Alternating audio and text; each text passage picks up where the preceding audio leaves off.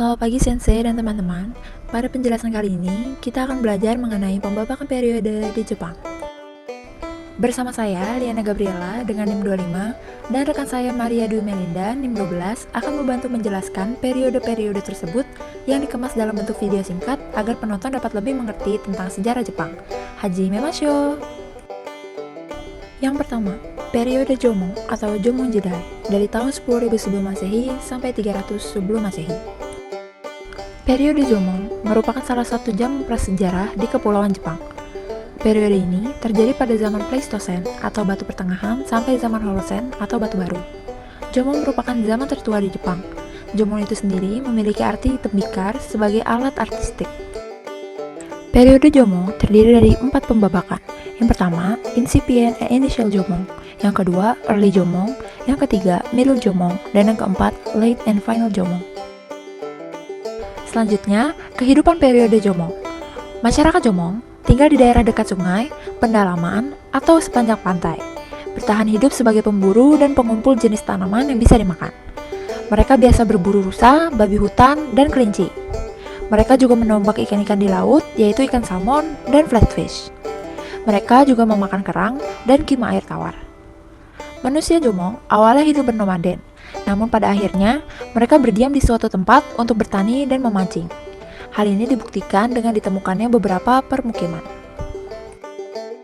Iklim pada zaman ini terasa lebih hangat dibandingkan sekarang. Hutan-hutan tumbuh subur sehingga manusia banyak memakan tanaman seperti kacang-kacangan, tanaman liar, dan lain-lain. Karena awalnya mereka seorang pemburu yang aktif, manusia periode ini memiliki ciri khas bertubuh banyak daging dan bertulang kuat. Tinggi pria Jepang sekitar 157 cm dan wanita 147 cm dengan ciri-ciri yang sudah tertera. Dapat dilihat perbedaan manusia Jomon dan Yayoi di bagian kanan dari slide ini. Yang kedua, periode Yayoi atau Yayoi Jidai, tahun 300 sebelum Masehi sampai 250 Masehi. Dimulai dari Kita Kyushu atau pengaruh budaya Korea dan Cina yang menyebar ke seluruh Jepang kecuali Hokkaido. Ciri khas dari zaman ini yaitu teknik penanaman padi, penggunaan benda logam, dan tekstil dengan barang peninggalan berupa sisa-sisa pertanian dan tembikar. Ada 3 pembabakan dalam periode Yayoi. Yang pertama, tembikar Sungai Onga di Kyushu, di mana beras Jepang dibudidayakan. Yang kedua, tembikar Mumun di Kyushu dan tembikar mata sisir di Chugoku, Shikoku, dan Kinki, di mana produksi barang perunggu mulai populer. Yang ketiga, tembikar sisir keramik meluas ke Kyushu dan Jepang Timur, di mana barang besi menyebar luas dan barang batu mulai berkurang. Dalam kehidupan Yayoi, ada perbedaan kelas dan perbedaan kaya miskin untuk membentuk kuni atau negara-negara kecil, di mana negara-negara kecil ini meluas sampai seluruh kepulauan Jepang. Beberapa kuni yang sudah terbentuk adalah Kyushu Utara, Kibi, Sanging, Kinki, Tokai, dan Kanto. Dan ada juga rumah Tateyana Shiki seperti pada zaman Jomon. Ada juga perbedaan tembikar yang dapat dilihat dari zaman ini, yaitu tembikar lebih sederhana atau kurang diperhias, terbuat dari tanah liat, dan berleher panjang, bermulut lebar, dan permukaannya juga lebih dalam dan berkaki. Ketiga, periode Yamato atau Yamato Jidai, tahun 250 sampai 710 Masehi. Periode Yamato terjadi pada pertengahan zaman Yayoi dan zaman Nara. Pembangunan kofun yang berkelanjutan di berbagai tempat menjadi salah satu ciri khas dari periode Yamato. Zaman Yamato itu sendiri sering disebut sebagai zaman kofun dan Asuka. Penguasa awal pada periode ini yaitu pemimpin lokal bernama Klan Otomo. Periode Yamato ini mulai memperlihatkan adanya sistem agama dan sistem politik di mana agama Buddha mulai masuk ke Jepang dan sistem politik yang mulai berubah. Yang keempat, periode Nara atau Nara Jidai dari tahun 710 sampai 784 Masehi. Periode Nara berawal dari kaisar wanita Genmei yang memindahkan ibu kota kekaisaran ke Heijokyo, di mana sistem hukum yang berlaku yaitu Ritsuryo yang diterapkan pada akhir zaman Asuka yang terus dipakai ketika zaman Nara berlangsung. Lokasi Heijokyo berada di dalam wilayah kota Nara. Pembangunan kota Nara mengambil model dari 2 ibu kota yaitu dinasti Tang di Chang'an dan dinasti Wei Utara di Luoyang. Pada periode ini, kekuasaan politik sudah tidak selalu ada di tangan kaisar, dan adanya pembayaran pajak yang berlangsung secara rutin dan efektif, dan sudah dibuatkannya uang wado kaiho yang seperti teman-teman dapat lihat pada layar. Pada periode Nara, mulai dituliskan Kojiki dan Nihon Shoki, serta Manjoshu, Kaifuso, dan Kang Shimbun yang bertuliskan kanji Cina dan dibacakan secara bahasa Jepang oleh Yamanue no Okuro. Kelima, periode Heian atau Heian Jidai, tahun 794 sampai 1185. Periode Heian berlangsung selama 390 tahun. Heian itu sendiri di Jepang memiliki arti kedamaian dan ketenangan. Dalam periode ini memiliki ciri khas puncak kemajuan pengaruh Tiongkok, Taoisme, dan Buddhisme di Jepang.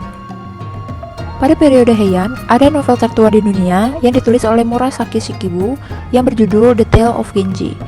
Kebudayaan Jepang juga mulai berkembang pada periode ini di mana aksara kana asli Jepang mulai ada.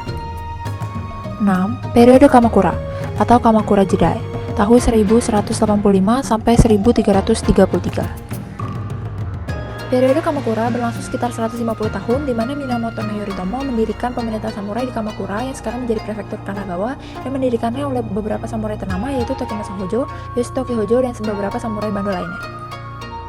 Yang ketujuh, periode Ashikaga atau Muromachi, tahun 1336 sampai 1568. Pemerintahan Ashikaga berpusat di Muromachi, Kyoto dengan tujuan menandingi Kaisar Go-Daigo dari Istana Selatan yang menyebabkan terpecahnya kekaisaran dan adanya perang berkepanjangan. Selanjutnya adalah periode Azuchi Momoyama pada tahun 1568 sampai tahun 1600. Nama periode ini diambil dari dua kastil, yaitu kastil Azuchi milik Nobunaga dan kastil Momoyama Hideyoshi yang juga dikenal sebagai kastil Fushimi di Kyoto.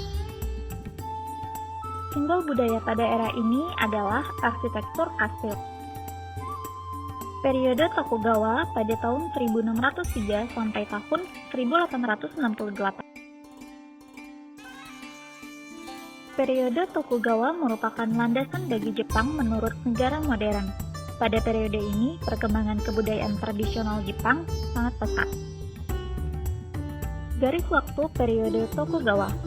Tahun 1600, kemenangan Tokugawa Ieyasu atas Toyotomi Hideyoshi pada pertempuran Sekigahara. Tahun 1603, Istana Kekaisaran menganugerahkan Ieyasu gelar shogun dari Kaisar Go-Yoshi. Tahun 1605, pertanda hampir 3 abad penuh pemerintahan Tokugawa. Tahun 1615, Ieyasu mengalahkan klan Toyotomi di Istana Osaka. Periode Meiji mulai tahun 1868 sampai 1912. Restorasi Meiji adalah awal modernisasi di Jepang. Periode Taisho pada tahun 1912 sampai 1926. Periode Taisho dipimpin oleh Yoshihito dan pada periode ini terdapat masa gerakan liberal atau demokrasi Taisho. Besarnya investasi pemerintahan di dalam dan luar negeri merupakan peninggalan Taisho dari Meiji. Periode Showa 1926 sampai 1989. Periode Showa dipimpin oleh Kaisar Hirohito. Pada periode ini, bom atom dijatuhkan di Hiroshima dan Nagasaki dan kekalahan Jepang pada akhir Perang Dunia Kedua. Pendudukan Jepang secara resmi berakhir pada tanggal 28 April 1952 pada saat ditandatanganinya Perjanjian San Francisco. Periode terakhir adalah periode pasca perang yang berlangsung mulai tahun 1945 sampai sekarang. Tahun 1950-an, ekonomi Jepang mengalami kemajuan pesat.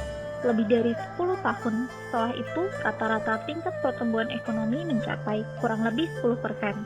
Hal tersebut merupakan suatu rekor yang tidak pernah disamai negara manapun. Pada awal 1990-an sampai awal 2000-an, Jepang mengalami stagnasi perekonomian akibat sistem keuangan yang tidak stabil, serta buruknya kredibilitas perbankan yang jadi pemicu economic bubble. Pada 7 Januari 1989, Kaisar Hirohito meninggal dunia dan digantikan oleh Akihito. Sekian pengenalan pembabakan sejarah Jepang dari kelompok kami. Terima kasih.